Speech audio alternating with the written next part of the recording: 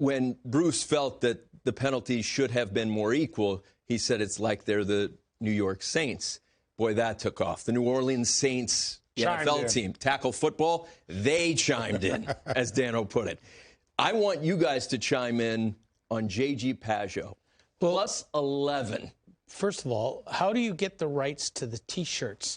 Because they will be selling like crazy outside Nassau Coliseum. It'll be going probably New York already done Saints, for the next game, round 3. I would think, yeah. So I mean, it's I think they've got another new nickname. I right like now. where your head's at. I have an idea about phone cards, as long as we're talking about business, with payphones, because you see payphones all around.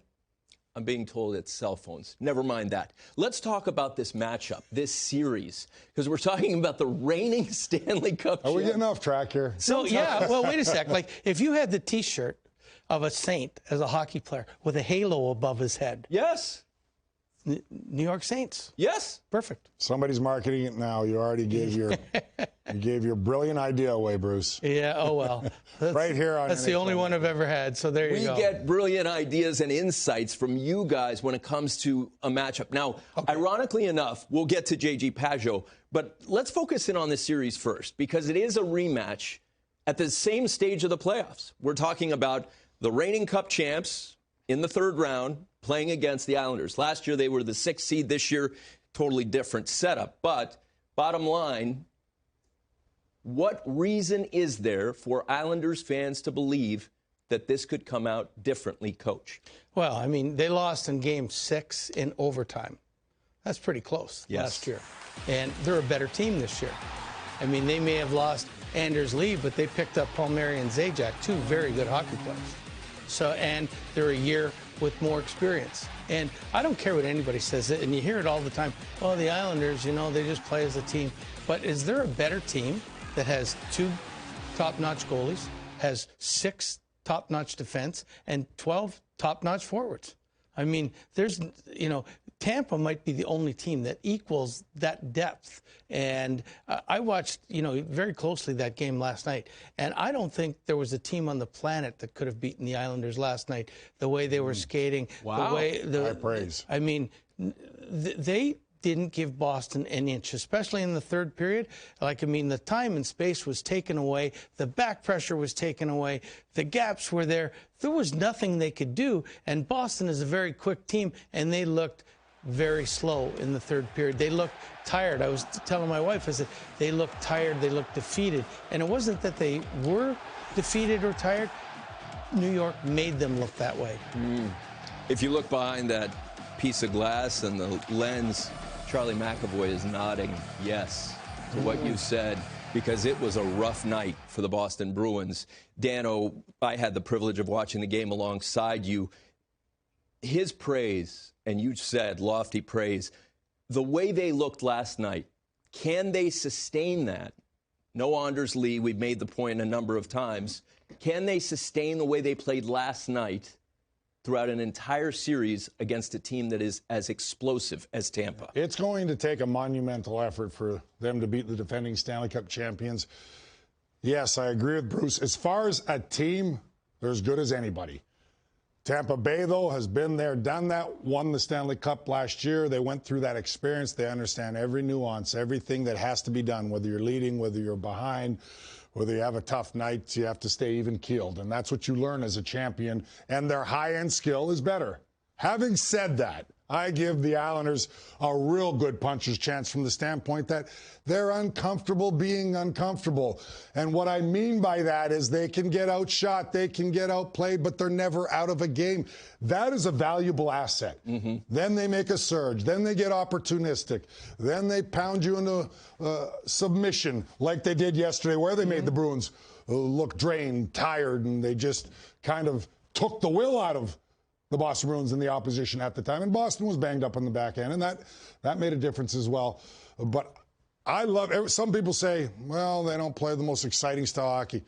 It was plenty fun for me last night. They were precision-like. Yeah. And they were on the go when they had to be. And Brock Nelson scored a beautiful goal, and he was on the puck all night, and their fourth line, doing their fourth line. Varlamov, which we know maybe is 50% of the battle or more, You got to match the best goaltender in the National Hockey League and in the world in Vasilevsky. Well, he's been pretty darn good these playoffs, and their defense make it very difficult for top players. They make it uncomfortable. That's easier said than done. A lot of teams don't get in the face of the top players. The Islanders made a point of getting all over Charlie McAvoy, even if they had to cross the line every once in a while. It didn't matter to them. They were going to do what it took to win. So expect them to be in the face of Kucherov and Braden Point. And those guys, they play hard. They compete. Not only have that all-world skill, but the Islanders don't worry one bit if they get them upset, if they give them a little stick, if they get in their face. And I like that because not enough teams do that against top players. I'm not saying take penalties. I'm not saying goon it up. This is not a whole different era. But you got to make top players uncomfortable. And if you don't have a chance. If you want to play a pond hockey game come playoff time, a team like Tampa Bay will eat you apart. Yes, they will. But first of all, I mean, the Islanders are one of the least penalized teams in the league. I mean, according they initiate, don't retaliate. They initiate. Well, that's another thing. You could talk about initiate, don't retaliate. But at the same time, you look at Tampa's power plays at like 47% or something gaudy. Yeah. So, I mean, if they don't take penalties, 5-on-5, I think they might be the better team. And you look at the numbers, I think, you're talking about Pajot, who's plus 13, and Mayfield plus 11, and all the top players on Tampa are like plus one, because they're getting all their points, as many points as they're getting on the power play. So if you can stay out of the box, if you're the Islanders, I think you got every bit as good a chance to win as anybody else. And Barry's fooled them. Everybody thinks that they don't have an offensive team and they play boring. They don't play boring. They score a lot. They score and they go to the net and they get the pucks behind the D and they play a 200-foot game, every one of them. And if that's boring because they don't have Alex Ovechkin or they don't have Steven Stamkos on your team, then so be it. But he's doing that little chuckle behind the bench. Let them think this. And we know we're a good team, and we're 4 lines deep as a team. Yeah, let's not forget guys like Josh Bailey who fly under the radar. He just does the right thing. Throughout a hockey game, he makes plays. He's a terrific passer, a veteran guy. They've got, like Bruce said, plenty of talent, but to me, it's understanding your role and knowing it to a T, and everybody buying in, playing together. And I have a little familiarity with their general manager, Lou Lamoriello. In fact, about 25 years worth, and fortunate enough, and I humbly say, to win 3 Stanley Cup championships with him.